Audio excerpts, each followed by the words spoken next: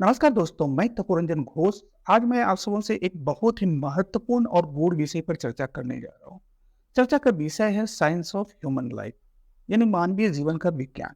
ये विषय मूलतः दो आधार स्तंभों पर अवलंबित है। इन दो पिलर पर डिपेंडेंट है। पहला पिलर है ब्रीथ यानी श्वास, और दूसरा पिलर है थॉट यानी विचार। इस दो पिलर के बारे में समझने मात्र से मेरे जीवन में अद्भुत परिवर्तन आया। अद्भुत। इसके लिए मैंने सोचा कि सबों से शेयर करूं। अगर मेरे जीवन में बदलाव आ सकता है तो आपके जीवन में भी आ सकता है। लेकिन आएगा इसकी तो गारंटी मैं नहीं ले सकता हूँ, क्योंकि किसी के देने से कभी कुछ नहीं मिलता है, बल्कि लेने से मिलता है। तो डिपेंड करेगा कि आप क्या लेते हैं। तो चलिए चर्चा का प्रारंभ करते हैं। पहले पिलर के बारे में, ब्रीथ यानी श्वास। श्वास के बारे में मैं आप सबों से एक प्रश्न पूछना चाहता हूँ कि आप श्वास लेते कितना है। तो आप पूछेंगे, अरे कौन सा सवाल किया, क्या सवाल किया, इसमें क्या खास बात है, क्या नई बात है। मैं उतना श्वास लेता हूँ जितना मुझको लेना चाहिए। लेकिन होता क्या है, कभी सत्य कुछ होता है, समझते कुछ है। जैसे आपने कभी चंद्रमा को देखा है, किस आकार का दिखता है, एक थाली के आकार का दिखता है। क्या वाकई थाली के आकार का है?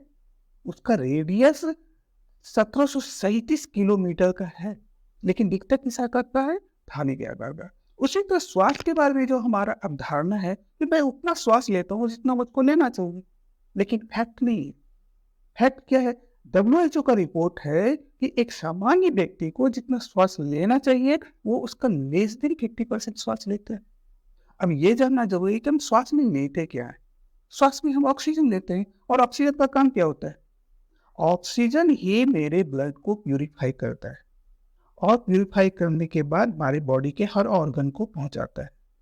हर ऑर्गन को ब्लड ही नहीं, प्यूरिफाइड ब्लड ही नहीं, बल्कि ऑक्सीजन का भी जरूरत होता है। ऑक्सीजन भी बॉडी के हर ऑर्गन को चाहिए। ये किससे संभव होता है? ऑक्सीजन के थ्रू। अगर मान लीजिए कि मुझको लेना चाहिए 100%, मैंने लिया लेस देन 50%, तो मेरा ब्लड भी तो प्यूरिफाइड लेस देन 50% ही हुआ। अब ब्लड में 50% तो कचरा रहेगी है ना। और जब ब्लड में कचरा रहेगा तो वो क्या करेगा? डिफरेंट टाइप की डिजीज को जन्म देगा, है ना। तो अगर मेरा प्रॉपरली ब्लड प्यूरिफाई हो गया, मेरे बॉडी के हर ऑर्गन को प्यूरिफाइड ब्लड का सप्लाई हो गया, प्रॉपरली ऑक्सीजन का सप्लाई हो गया, तो मैं समझता हूँ इसी से तो बहुत सारे रोगों का निदान हो जाएगा। कुछ हेल्थ इशू होता है तो डॉक्टर के पास जाते हैं, तो डॉक्टर क्या बोलता है? आप ब्लड टेस्ट कराइए। ब्लड टेस्ट करा के वो क्या फाइंड आउट करना चाहता है? वो ये फाइंड आउट करना चाहते हैं कि ब्लड में क्या क्या इम्प्योरिटी है। अगर जो इम्प्योरिटी होता है उसको मैनेज करने के लिए वो मेडिसिन देते हैं, वो इंटरटेन करते हैं। परमानेंट सॉल्यूशन नहीं होता है, वो सिर्फ मैनेज करते हैं। हाँ, तो आप बोलेंगे कि भाई ये तो मैंने समझा कि भाई ये प्रॉब्लम है, लेकिन उसका आखिर सॉल्यूशन क्या है? सॉल्यूशन भी है।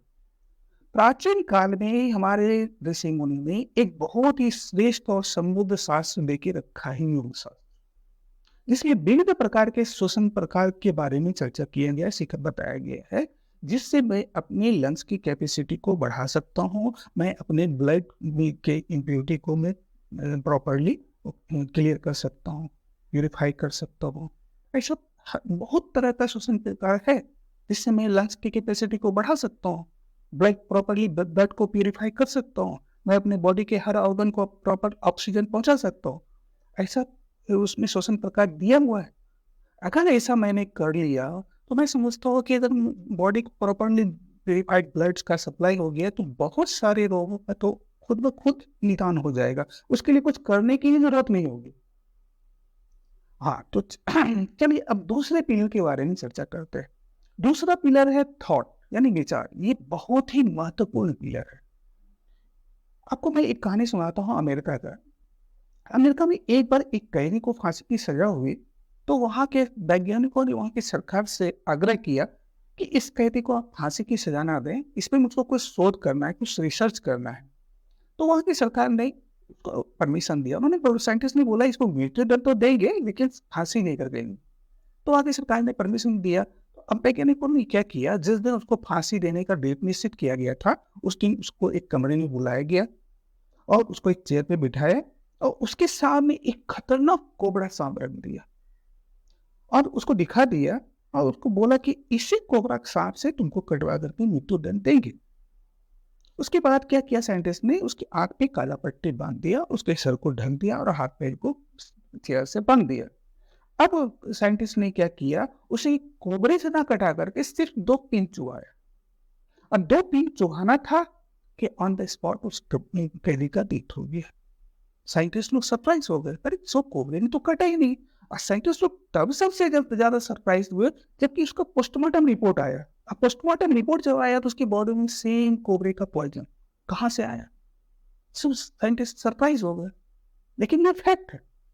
होता क्या है, हमारा शरीर जो है ना, एक केमिकल का भंडार पड़ा हुआ है शरीर में, हर तरह का केमिकल।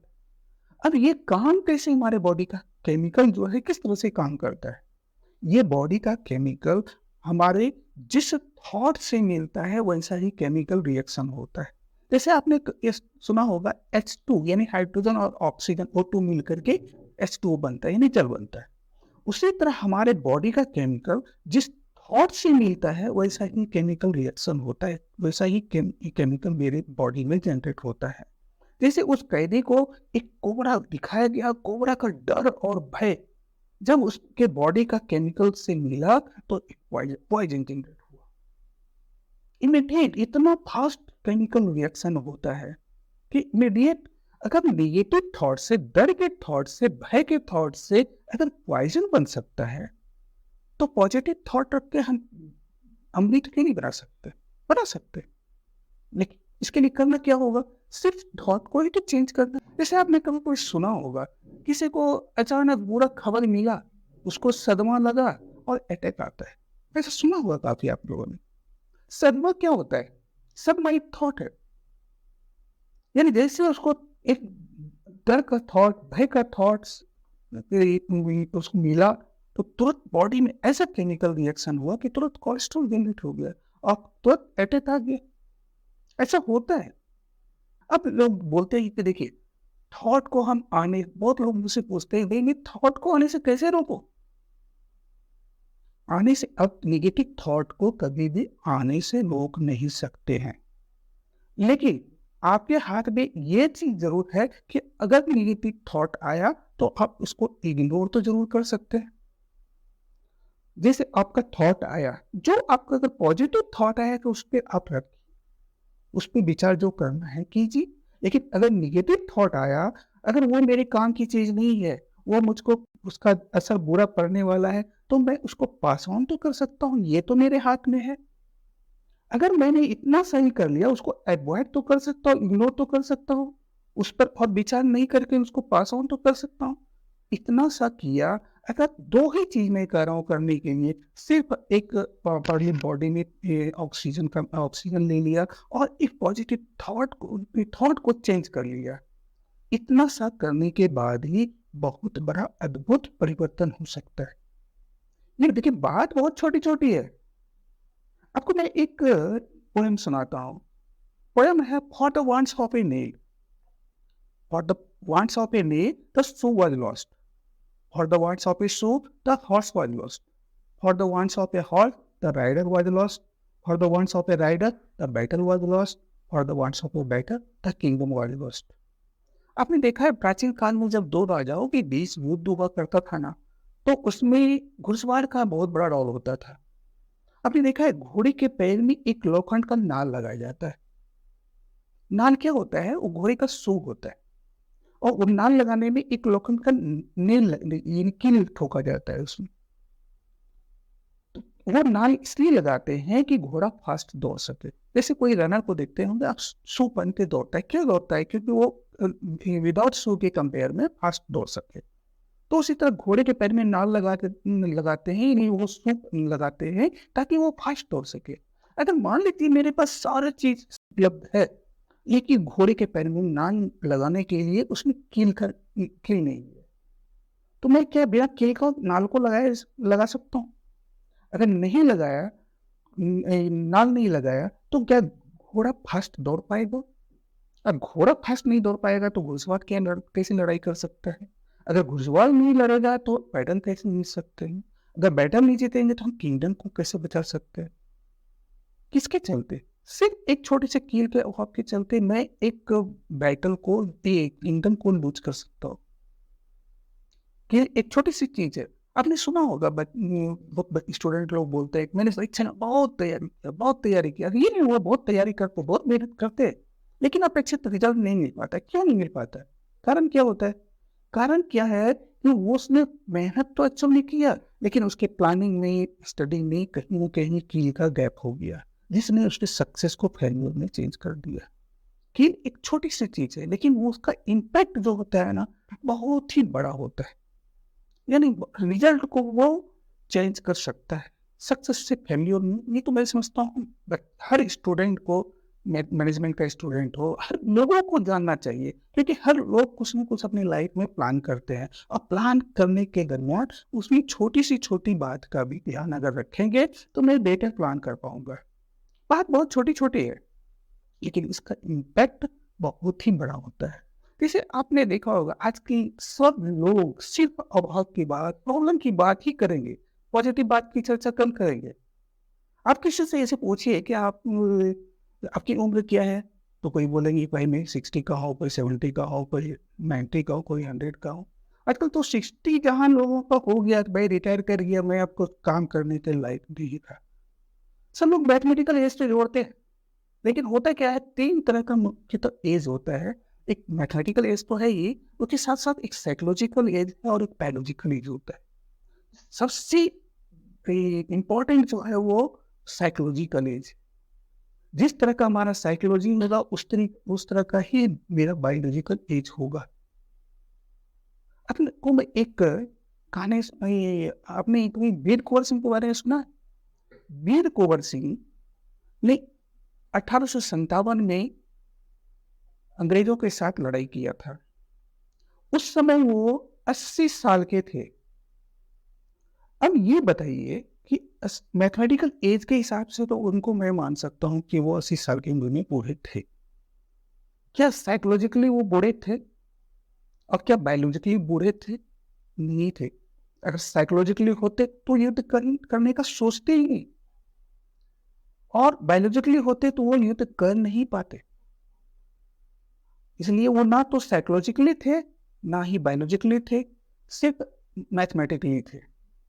इसलिए उन्होंने कितने अंग्रेजों के यंग सिपाही को मार के गिराया। ये उस बायोलॉजिकली उनमें इतना स्ट्रेंथ था, तभी तो वो युद्ध कर पाए।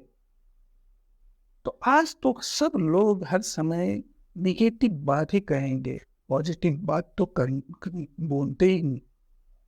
अगर इतना सा मैंने चेंज कर लिया तो मेरे जीवन में अद्भुत परिवर्तन आ सकता है।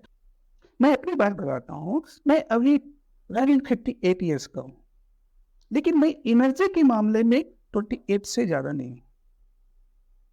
अब मैंने क्या किया? मैंने भी वही सिर्फ थॉट को चेंज किया, और जो ब्रीथिंग पर फोकस किया, उसका मैं इम्पैक्ट देख रहा हूँ कि मेरे में भी उस तरह का जैसा एनर्जी चाहिए।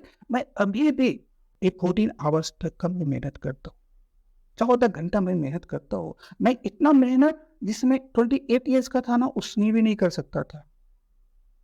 जितना उससे नहीं कर सकता था, उससे मैं ज्यादा आज कर सकता हूँ।